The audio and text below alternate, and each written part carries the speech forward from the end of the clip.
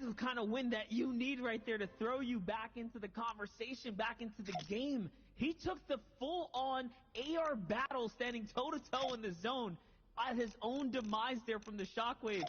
Either way, though, we're going to send it over to the table, to the boys at the main desk to break it all down. Zeke, take it away. Thank you so much, Monster. Kyox there, finding himself the victory. Boys, we're seeing the caddy launcher. We're seeing these mythic weapons finally in play. Equals.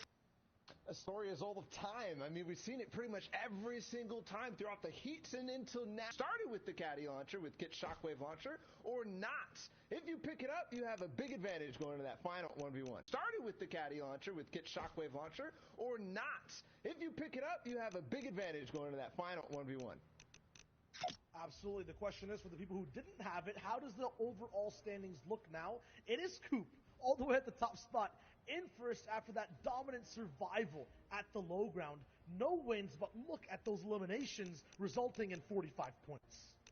And the thing I want to note about Coop at the top is he stays holding on to that 10 average placement that Sundown in the previous standings look said that he needed to maintain. There is a big, scary moment for him, though. If he falls in any of these, that is the opportunity for someone to rise up, and Blake did just that in the last game, getting right back up into fighting chances.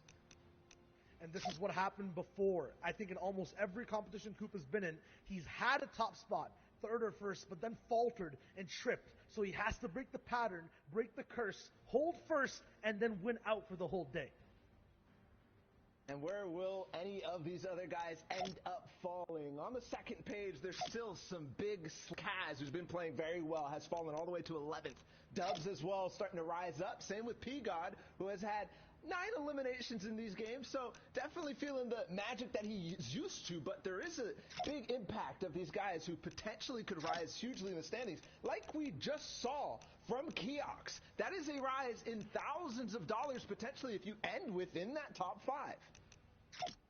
And that's what we saw in EU, right? Like, we knew Tayson was going to walk away with the victory, but when you're looking at that big breakdown in placement, the prize money that you could walk away with, you're trying to hit those top spots, right? Like, that's what these guys have to do. They have to come out swinging. They have 2 games left.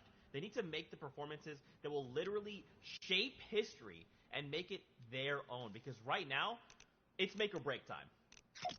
Yeah, a lot of people have made their stand out now in game number 4. We saw Crims take out the first place slot, Coop, in that last game near low ground. Now he's sitting in the top 30.